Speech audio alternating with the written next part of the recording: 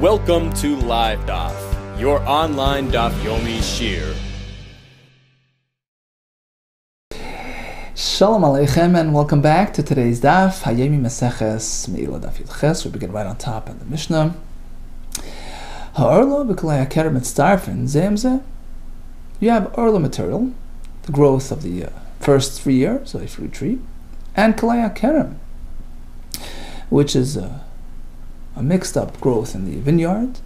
So you have some vegetables growing with your vines. So each one of these materials are asur in their own right. This one because it's orla, this one because it's kalei ha'kerem. But there is a commonality. The Farshim explain. Our Mishnah is following the sheet of Rabbi Meir, who says, ultimately, all forbidden foods are covered under the same pasuk. Lo yisaychal kol toyeva. Don't eat all these forbidden materials, and that allows for combination. That allows for taking a kazayas comprised of a bit of orla, a bit of kalei ha'kerem, and we mitzaref it together to generate liability. Mitzaref and zems. Reb Shimon, you can't combine them. Ask the Gemara. So you need to combine them according to Reb Shimon, meaning you need to achieve a shir kazayis to have liability. Umi tzarach Rabbi Shimon l'tzrufi. Why, in any case, would Rabbi Shimon require adding and combining for the sum total of kazayis? According to him, Vatan, you have a brayz of Shimon Omer kol shul makais to generate makais for eating forbidden foods. Even a drop qualifies. You don't need a kazayis. Tani and tzrichon l'tzaref. Let's revise the wording of the Mishnah. You're right, according to Rabbi Shimon. He was saying you don't need to bother to achieve a kazayis. You don't have to combine. Even a droplet will be sufficient for liability. Speaking about combining materials, here comes another Mishnah. Habeged b'hasak. Hasak ba'or. Ha'or ba'maputz. Kulon mitzdarfen zemzeh. So Rashi explains in Maseches Kelim.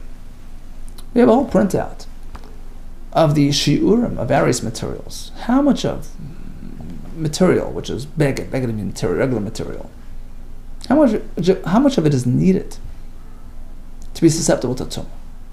A very small amount. 3 finger widths, shalish etzbois by 3 etzbois, right? So 3 by 3. That's enough to have usefulness, to have functionality. The Gemara Masechus Shabbos speaks about it being used as a patch. So that's the minimum requirement for tumah by a beged, which is relatively severe, versus a sack material, sackcloth, a more thicker type of, that needs more to be considered functional, to be considered susceptible to tumah. There it's 4 tefachim square, 4 tefachim by 4 tefachim. What about oir? Leather is even more. It has to be 5 by 5. What about mapats? A reed mat, coming sukkah soon, right? A mat, 6 by 6. So in a sense you can say the mat is the weakest of the link. The oir is also relatively weak, meaning it's lenient. It needs more of it to generate tumah. Sak is 4, so it's stronger in a way than leather and then the mapats, but it's weaker, it's more lenient than the beged. The beged is the most prominent, the most chashiv. Less of it is sufficient to generate the tumah. So let's say you have a piece of sackcloth, which is meant to be 4 by 4. You're missing some. Could you fill it in with beged? Yes, because beged is stronger, it's more powerful than sack. Likewise, if you have an incomplete leather mat, you can fill it in with sackcloth. But you can't go the other way. You can't fill in an incomplete sack with oir, because oir is more lenient than sack. You need more of it to generate tumah, so you can't go the other. You can only go up, you can't go down. Okay. But in any case, in concept, you can combine various materials to generate tumah. And the question is why? The fact is, they're so varied and so different. How could you combine them? In line with the principle that we've been discussing the last couple of days. You can only be things which have similar properties, but here they're so different and so unique, each one in its own shir. What's the reason for this? The answer is they have one commonality. Because they become tamei if classified as a moishav, as a seed, as we're seeing in the Gemara. So regarding moishav, they have identical status. They'll share the same shiur. The same shiur will apply to all these materials if they're classified as moishav.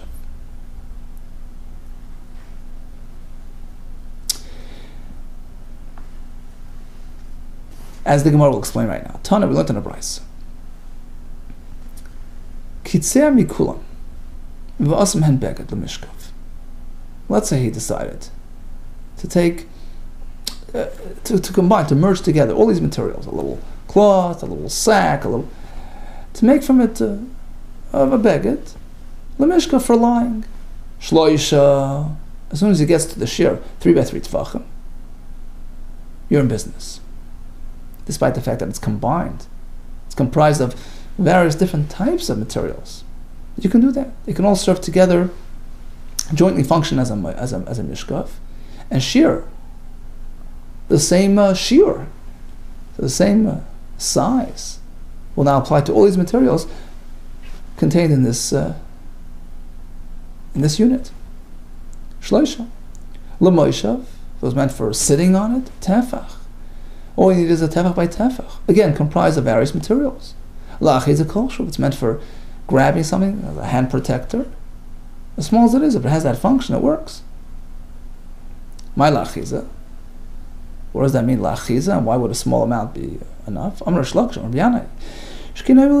So even a teeny hand protector works for the navla, for the people that are doing the weaving and the protecting their fingers from the threads. Masis and Tan of the Brayos, we have another function for this. The people clipping off the figs, off the trees, they protect them. Even a small little, beged will be enough for that. So it has functionality. It's makabel tuma. So bottom line, you see that in certain instances you can combine these materials, and they're both conform to the same shear. So basically, the same shear requirement would apply to all types of materials in the context of a unit that was designed for either mishka, for moisha, for achitza. So since we find that in some instances they're combinable, they join together, they team up, that explains halakha in the Mishnah as well. So even if we have two separate entities, we have the beged sitting alongside the sak, etc., etc., since they have some link with each other, in a case where he intentionally designed them together as one unit, so even though they're separate, they relate to each other, and you could combine them. Hadran Allah kachi mizbeach.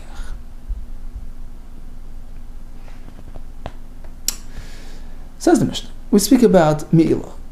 How much use is required to trigger the MEILAH consequence? Hanenem and a hegdash al pruta. He took a pruta worth of hana. So he benefited that much from the hegdash material. Officially pagam, even though he hadn't really damaged the item, he hadn't diminished its value. He didn't, wear it down. Mal, he has committed MEILAH. That's Rabbi Akiva's opinion. No, it all depends. That's what we're talking about. Something which gets worn down, you need to wear it down.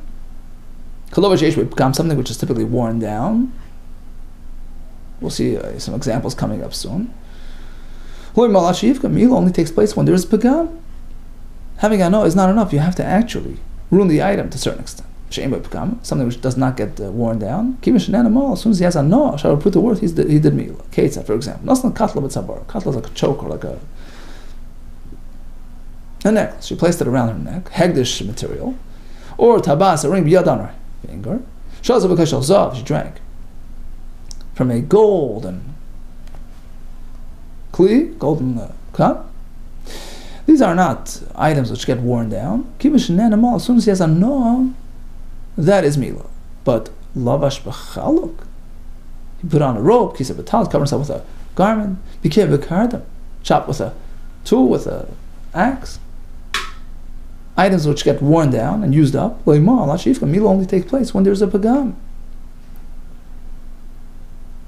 And so he diminished the value of that item by a prut.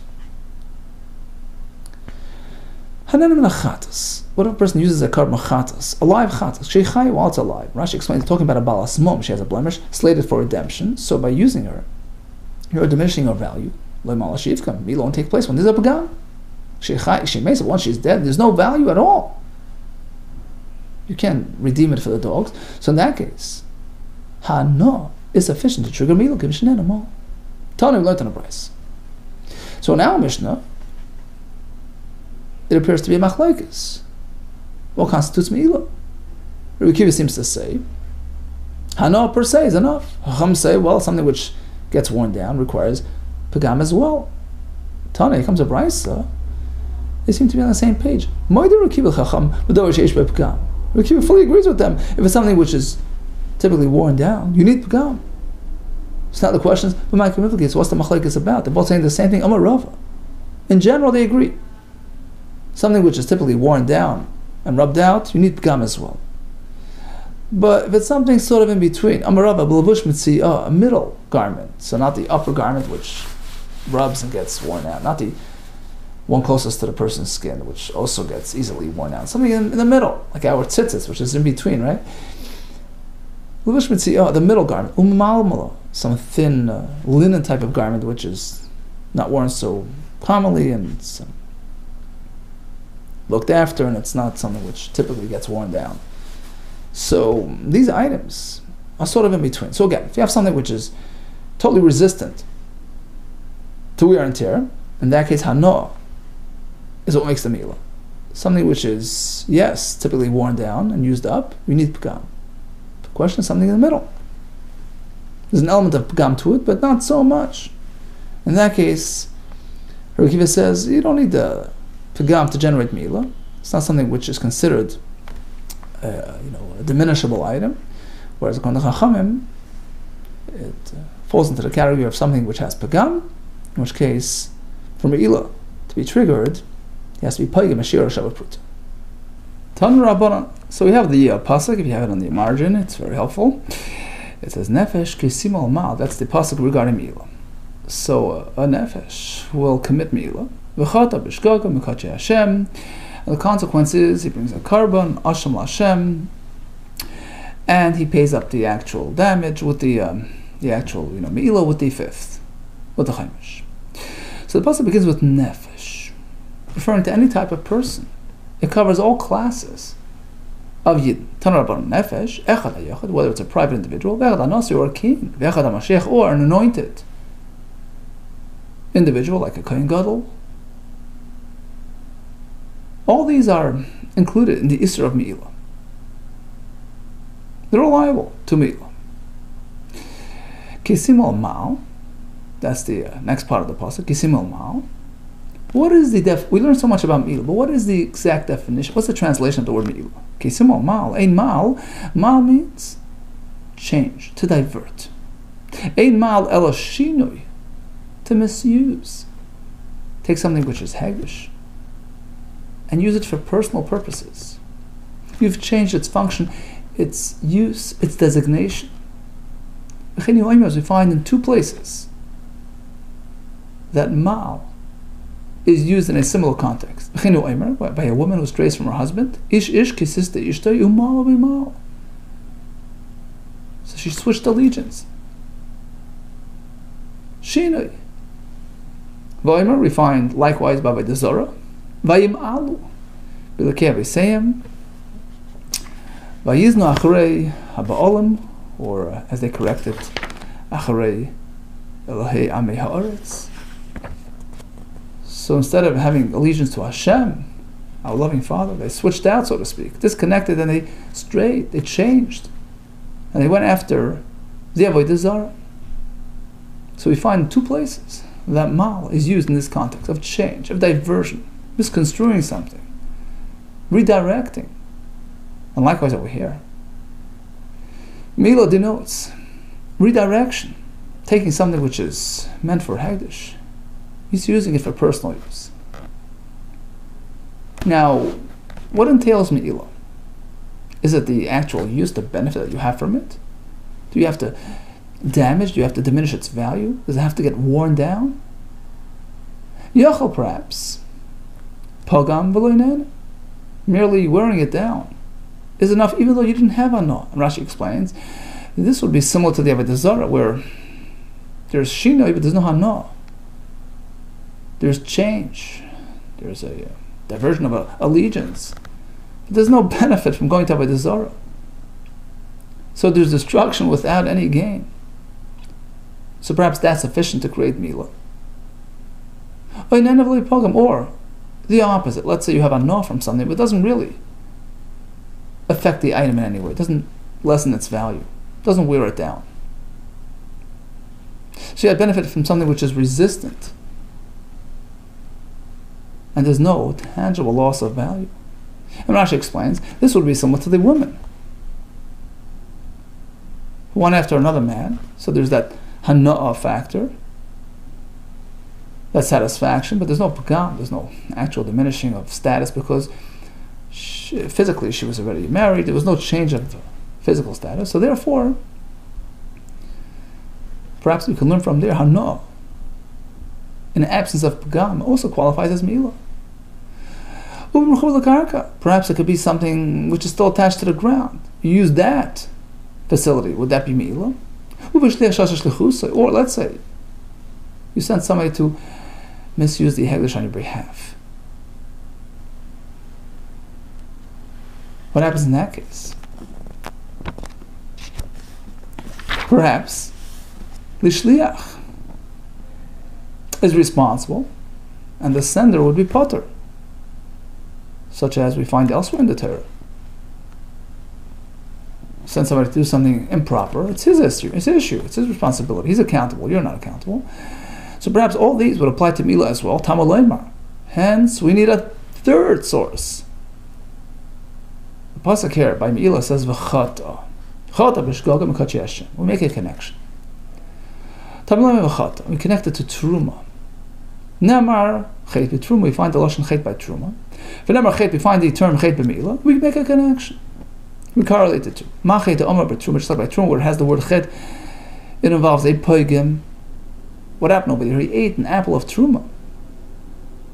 So yet no, he also used up something. He diminished value.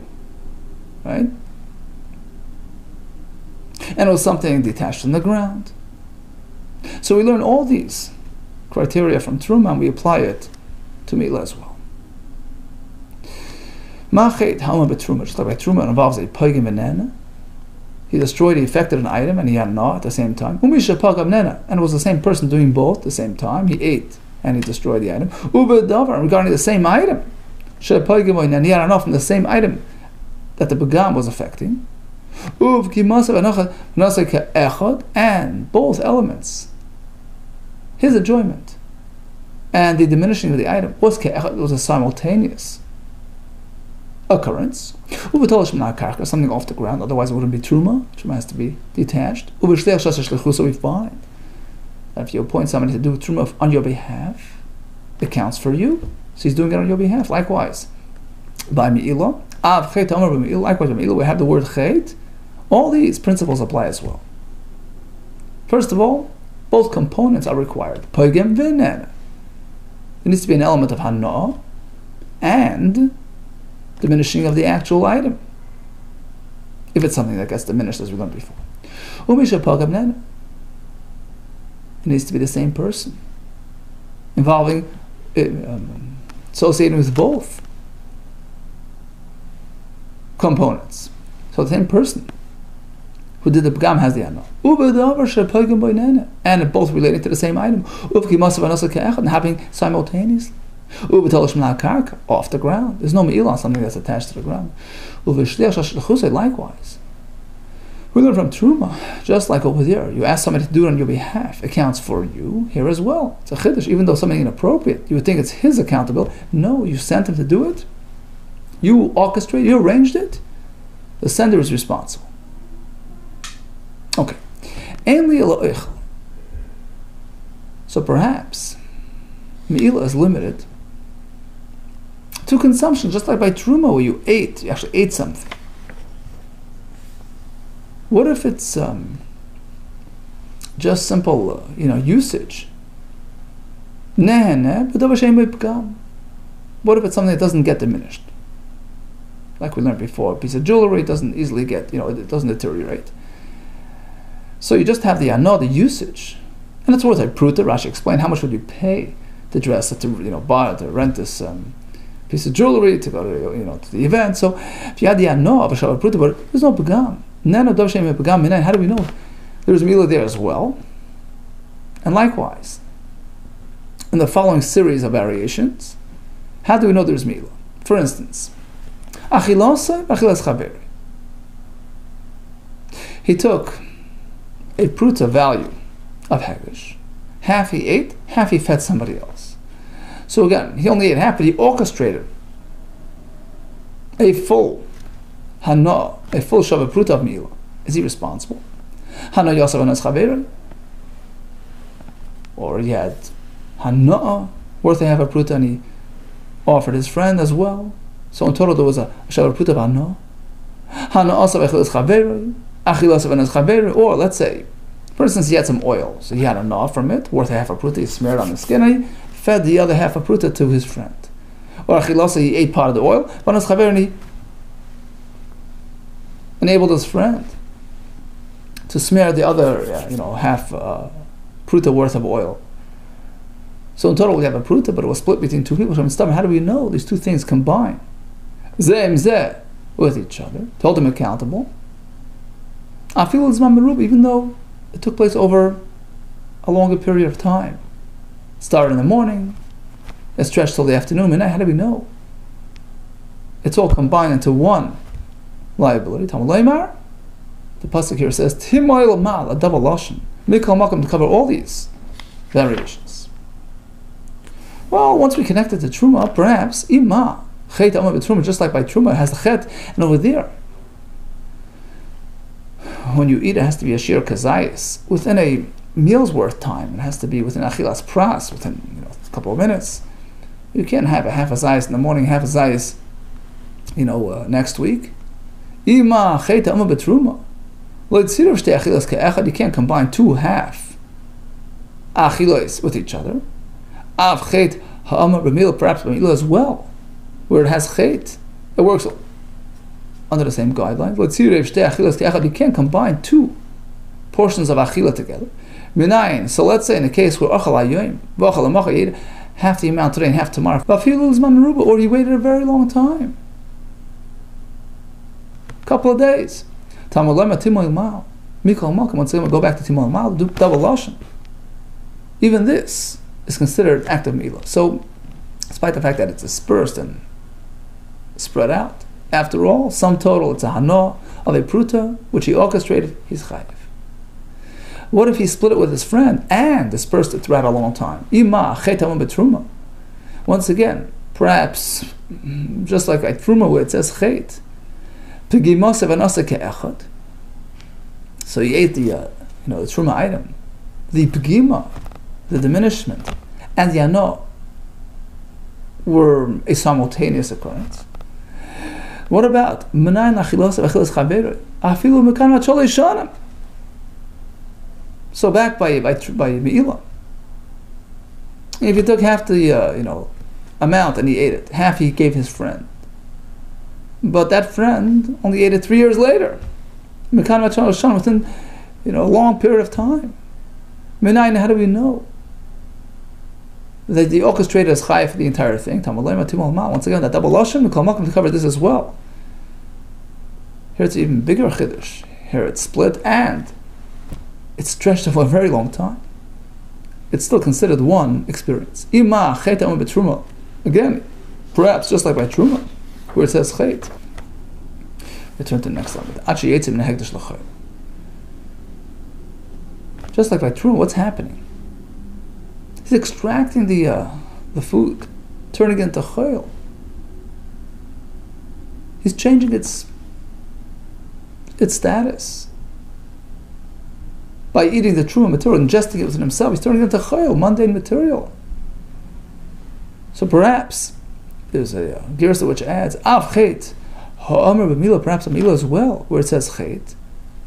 He needs to arrange that type of thing. MEILAH is only if he's actually removing, extracting something from hegdish and turning it into mundane, using it for private purposes. But let's say he's merely redirecting it from one hegdish to the other. Min hegdish lahegdish. Is that MEILAH? For instance, he had hegdish money. Instead of using it for its correct purpose, he decided to divert it and buy with it a different carbon. So yeah, he misused it, but ultimately it was for hegdish purposes. Is that also MEILAH? Min hegdish lahegdish. For instance, lakach kinei zavin. He purchased birds for a zav, kinei zavos for the women's zav, kinei yoldos for the newborn, new mothers. V'shakal shikloi, or he took hegdish money and donated his machzah shekel with that money. Or used Hegdish money to buy a chatas and asham. So there's Milah. As soon as he buys the carbon, Rashi actually has a different gersa. Milah only gets activated when he brings and delivers the carbon that he purchased with the Hegdish money. He brings it to the Azara, to the Beis HaMikdash, which is the completion of which absolves him of his responsibility. It's a fulfillment of his pledge. So that would activate Milah.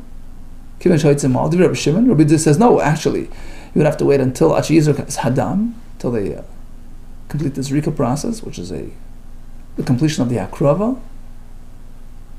And now the owner is credited for that carbon, so he has benefit from it. So how do we know this to be true, Menayin? How do we know? In this instance where he didn't actually siphon off the money for personal use, it was meant for Hegdish purposes, but it was misdirected. Talmud Bavli, once again, we have that double lashon, which covers all these scenarios. In all these cases, MEILAH would apply. Okay, let's recap today's daf. We started with the combinations of Isurim and different materials regarding Tumah. We spoke about two categories of MEILAH. Typically, MEILAH is comprised of two components. The Hanoah v'Shavah Pruta, with a simultaneous Pegima, diminishment of value of the said amount, unless it's something which is not destined for visible deterioration, something which does not have Pgam, piece of jewelry, etc. In that case, the Pgam element is not necessary, merely the Hanoah element. Now we have three sources for the define for us the concept of MEILAH. We have the Saita, which is Hanoah without the Pgam. We have the Avodah Zarah, which is just the opposite. We have Truma as well, providing us with a lot of clarity, a lot of details regarding the extent and how far-reaching MEILAH is. We concluded with the Lashon Makol Mokaim, which covers many variations, including Hegdish money which was redirected for another Hegdish purpose that also is considered an act of MEILAH. Okay, all the best to you and Hatzlacha.